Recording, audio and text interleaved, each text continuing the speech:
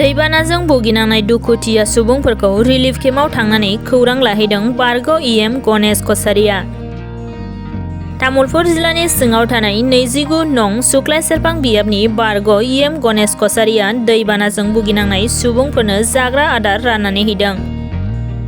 नाथकुसि गुदि फरायसालियाव सुक्लाय दैसानि लोमसावनायाव माथावरि बायफ्लंनानै सिलिंखार जाजानाय नाथकुसि खासिबारि गामिनि रायजो राजाफोरा राहा बादा खालामनानै थानायखौ नायगिदिंहैदों बारग' इएम गणेश कछारिया। मख'जाथावदि दुखुथिया नाथकुसि खासिबारि गामिनि गोबां नखरफोरा न' बां लोमजानानै गाव गावनि न'आव थानो जानो जायगा गैयै रिलिफ केम्पआव थानांनाय रायजो राजाफोरनो बारग' इएम गणेश कछारिया जाग्रा मुवा राननानै हैदों। दैबाना जानाय ओनसोलाव एसे बेरायबाय थादों। बिदिनो दिनै आङो नाथकुसि एलपि स्कुलाव जे माने रिलिफ केम्प दङ बेहाय नाथकुसि खासिबारि आरो हाग्रामारिनि रायजोफ्रा बेवहाय दं, बेखौ एसे नायथिंनो फैदों आरो आंनिफ्राय एसे साहाजों जानो हानाय एसे जाग्रा आदार एसे होदों सामान्य भाबै। गासै सुक्लाय सेरफां समस्ति बेरायनानै नुदों दिनै सुक्लाय दैमाया 8था जायगायाव 8था जायगायाव माथावरि बायदों आरो बिनि थाखाय दिनै बे ओनसोलनि सुक्लाय सेरफां ओनसोलनि रायजो राजाफ्रा बहुत खस्थ' जानो गोनां जादों, न'आव थानो हायाखै। दासिमबो माने मानसिफ्रा खायसेफ्रा थांबायब्लाबो रिलिफनिफ्राय नैबे नाथकुसि खासिबारि गामियाव थानाय जिथु रिलिफ बेयाव दाबो मानसिफोर दं। बुंबाय थादों थाबैनो जिहेतु मावफुंनाय जागोन होननानै माखासे सरकारि बिफाननिफ्राय बुंबाय थादों, बे बिथिङाव नोंथाङा मा बुङो? थाबैनो जुदि मावाब्ला रायजोफ्रा खस्थ' जागोन, बेनिखायनो आं खावलायो सरकारखौ बे माथावरिखौ जाहाथे जेसेबां बायदों गासैखौबो जाहाथे राहा लायो, थाबैनो माथावरि लुफुङो आरो रायजोफोरनि माने रायजोफ्रा जाहाथे सुगै थानो हायो, बिनि थाखायनो माथावरिखौ थाब जाहाथे बानायो आं सरकारनिसिम बेखौनो खावलायबाय। नैबे समाव गोबां आबाद फोथारफोरा जिहेतु आबादारिफोरनि गोबां खहा जाबाय, बे बिथिङाव सरकारखौ मा खावलायो जिहेतु नोंथाङा सासे बारग' इएम हिसाबै?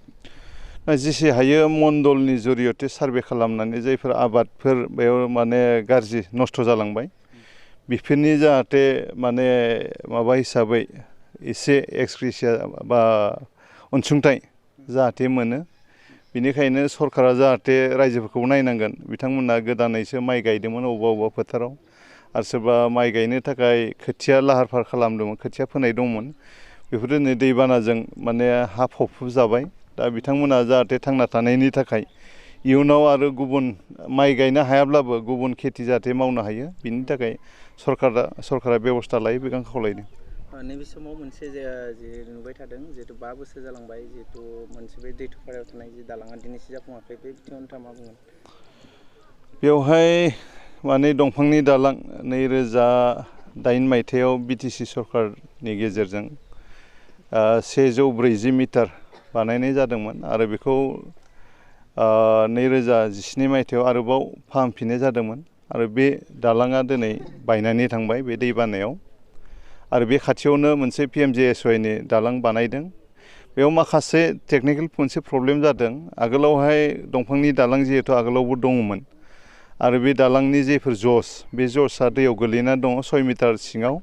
दा जि जायगायाव पस्ट जानो गोनां बे जायगायावनो माने जसआ गोलैना दङ। बेनिखायनो इन्जिनियारा मा रोखोमै बेखौ बानायगोन बिनि मोनसे टेकनिकेल प्रब्लेमा जागासिनो दङ। माबायदि बानायबा थागोन बिनि मोनसे बेबस्था लागासिनो दङ आरो बे हिसाबै दिनै सरकारा बा इन्जिनियारफ्रा डिपार्टमेन्टनि इन्जिनियारा थिखादारनो इन्सट्राकसन होनो हायाखै मारै बानायगोन।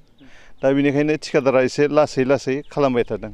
माने थिखादारा बुङो एसार हालुइ, बिथाङा नलबारिनि, बिथाङा बुंदों इन्जिनियार जे रोखोमै माने बेखौ बानायनो बिथोन होयो बेबायदिनो आं बानायगोन। इन्जिनियारनि बिथोन मोनोबा फैगौ डिसेम्बरनि गेजेराव बे दालांखौ कमप्लिट बानायगोन होननानै बिथाङा आंनि सिगाङाव फोरमायदों।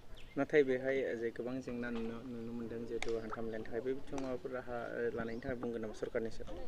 आं बुंगोन बेवहाय दंफांनि दालाङा आधा बायनानै दङ ससे, बेखौ बानायफिनोबानो जायो, होमब्ला रायजो राजाफ्रा थांलाय फैलायनि थाखाय सुबिदा जागोन। दा बेवहाय दंफांनि माने नाव गंसे आङो थांनाय माने दानाव होदोंमोन। दा बेजोंनो सेनेगाव, बरिगाव, निसखुस्ला, मादालबारि, खैराबारि, बगरिबारि ओनसोलनि रायजोफ्रा बे नावजोंनो थांलाय फैलाय खालामनो गोनां जादों जायफोर फरायसा फरायसुलिफोर बिथांमोना एग्जामबो सोलिबाय थादों आरो बिथांमोनाबो बे नावजों थांलाय फैलाय जानो गोनां जादों ओंखायनो आं थाबैनो सरकारखौ खावलायो जाहाथे बेयाव थानाय जे दंफांनि दालांखौबाबो मोजाङै रिपेयारिं खालामनानै मानसि थांलाय फैलाय खालामनायनि बेबस्था खालामो आं बेखौ खावलायदों आरोखि